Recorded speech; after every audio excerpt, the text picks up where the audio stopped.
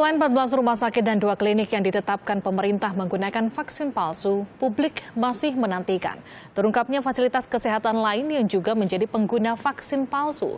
Tak hanya itu, faktor pengawasan menjadi kunci agar tidak ada lagi pemalsuan vaksin dan tidak ada oknum yang bermain dengan nasib anak-anak bangsa. Lengkapnya kita akan berbincang langsung dengan Kepala Dinas Kesehatan DKI Jakarta, Kusmedi Priharto. Dan selamat malam Pak Kusmedi. Selamat malam. Ada 606 fasilitas kesehatan di DKI Jakarta yang diperiksa oleh Dinas Kesehatan, apa hasilnya? Ya, jadi sejak awal waktu mulai terdengar ada vaksin palsu, saya sudah menginstruksikan kepada seluruh puskesmas di wilayah DKI untuk segera memeriksa fasilitas kesehatan di wilayahnya. Artinya rumah sakit swasta, klinik swasta, dokter, dan bidan praktek pribadi. Tujuan kami adalah bukan mencari kesalahan, tetapi tujuan kami adalah menyelamatkan masyarakat. Sehingga pada waktu itu kita ketemukan kira-kira sekitar 30-35 klinik dan rumah sakit yang pengadaannya itu tidak jelas. Tidak jelas dalam kata artian? Tidak jelas itu dia tidak tahu itu kadang-kadang distributornya siapa, ada juga yang tidak tahu apakah itu vaksin palsu atau bukan. Sebentar saya potong, bagaimana bisa sebuah klinik atau sebuah rumah sakit tidak mengetahui bagaimana latar dari distributor yang menyuplai obat ke rumah sakit itu atau vaksin? Jadi waktu itu sebenarnya kelangkaan itu pernah terjadi pada tahun 2014. 2014? Ya, nah pada waktu itulah mungkin si penjahat itu bisa membuat kondisi di mana rumah sakit juga yang biasanya mendapatkan distribusi vaksin dengan baik, tiba-tiba dia tidak mendapatkan lagi distribusi, sementara pasien-pasiennya menunggu untuk divaksinasi. Pak Kusmedi, yang jadi pertanyaan, kelangkaan sempat terjadi di tahun 2014, apa penyebabnya? Yang setahu saya ya, saya tidak pasti benar, setahu saya pada waktu itu kelangkaan dari vaksin hepatitis, di mana vaksin itu memang diimpor dari luar.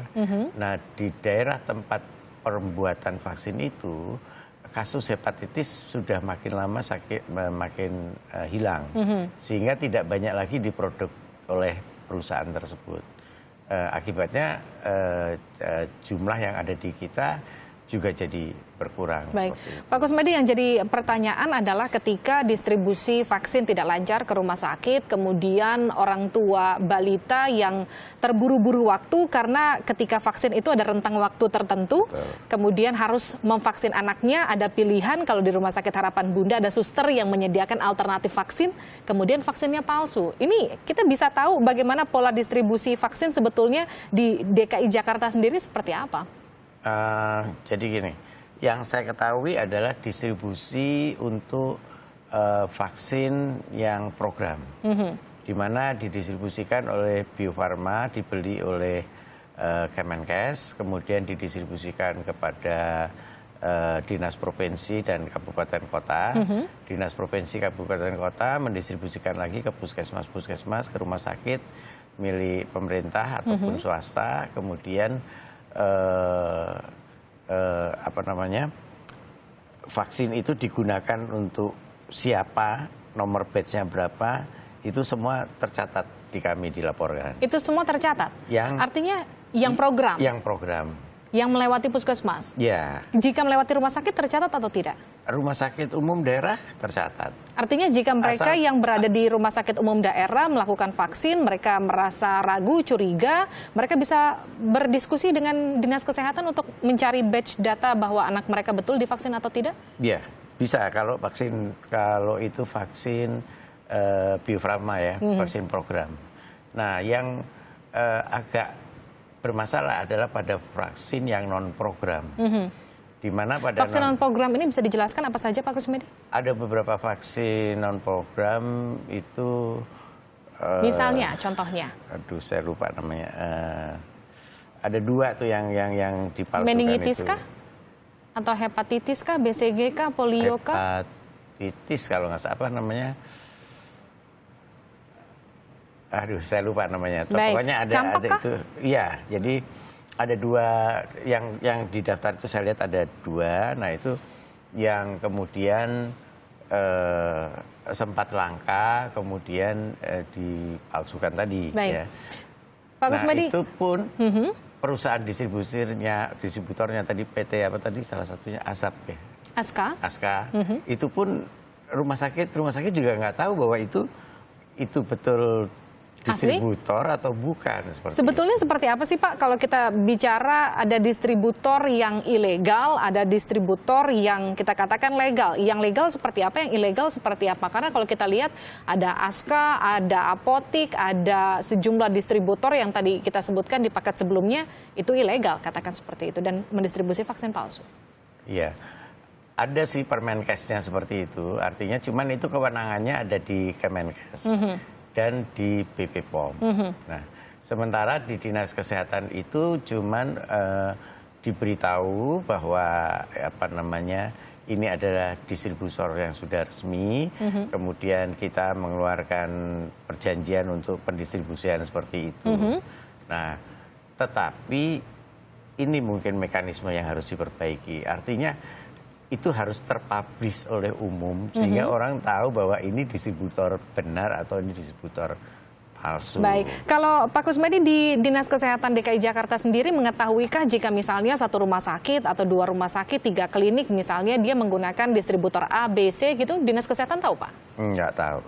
Tidak mengetahui. Tahu. Cuman kita ada fungsi Binwasdal yang dilakukan oleh Sudin, di mana Binwasdal itu secara rutin mengambil sampel dari masing-masing rumah sakit untuk dilakukan pemeriksaan atau apabila ada kecurigaan terhadap rumah sakit ataupun klinik ataupun dokter praktek tersebut. Pak Kus, yang jadi perhatian ketika vaksin palsu ini terungkap adalah bagaimana pengawasan. Pengawasan tak hanya dilakukan dari mulai Kementerian Kesehatan, BPOM, kemudian yang dipertanyakan juga bagaimana pengawasan dari Dinas Kesehatan. Tanggapan Anda? Kalau dari Dinas Kesehatan itu tadi, kalau untuk DKI ya, dilakukan oleh Sudinkes Kesehatan. Nah, itu tadi saya bilang diambil sampling. Kalau tidak diambil sampling adalah rumah sakit atau fasilitas-fasilitas kesehatan yang mencurigakan atau mungkin ada laporan dari masyarakat atau ada masalah-masalah yang ya seperti sekarang. Tapi sebelum ini terungkap, artinya pernah adakah laporan-laporan yang masuk ke Dinas Kesehatan DKI Jakarta bahwa ada kecurigaan, dugaan menggunakan vaksin palsu? Saya baru di Dinas Kesehatan tahun 2015. Nah, sejak itu saya belum pernah dapat laporan seperti itu. Lalu sekarang jika memang alternatifnya adalah menggunakan vaksin ulang bagi para korban vaksin palsu, nanti bagaimana pengawasan dari Dinas Kesehatan untuk penerapan vaksin ulang ini?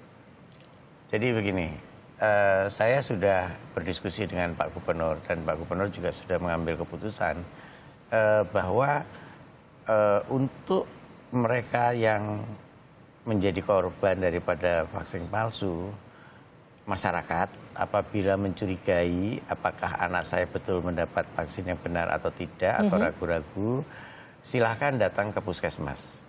Karena kita akan pemerintah dalam hal ini ambil alih kebijakan itu.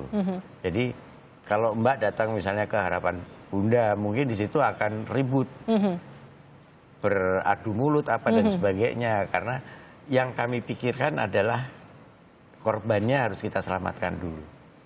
Jadi datang aja ke puskesmas, ceritakan saya divaksinasi di sini, tanggal sekian, vaksin ini, vaksin ini, vaksin ini. Kemudian kalau ada bukti-bukti silakan ditunjukkan, akan difotokopi oleh petugas kami di puskesmas karena kita buka posko penanganan vaksin palsu di seluruh puskesmas DKI. Artinya Anda warga Jakarta yang merasa menjadi korban vaksin palsu silakan datang ke puskesmas membawa barang bukti, contohnya struk misalnya, struk vaksinasi saat itu, kemudian datang ke puskesmas bersama anak Anda dan divaksin ulang? Belum, jadi diserahkan dulu ke kita, anaknya nggak usah dibawa dulu, kita akan selidiki dulu. Jadi puskesmas yang akan menyelidiki semuanya, kemudian dipelajari. Kalau anaknya perlu diperiksa, akan dihadirkan anaknya. Kemudian kita diskusikan dengan dokter spesialis anak, baru kita putuskan ini perlu divaksin atau tidak divaksin. Artinya sudah ada persiapan jalan keluar atau minimal jalan tengah dari Dinas Kesehatan DKI Jakarta untuk menengahi permasalahan ini. Terima kasih Kusmedi Priharto, Kepala Dinas Kesehatan DKI Jakarta telah bergabung bersama kami di Kompas Malam.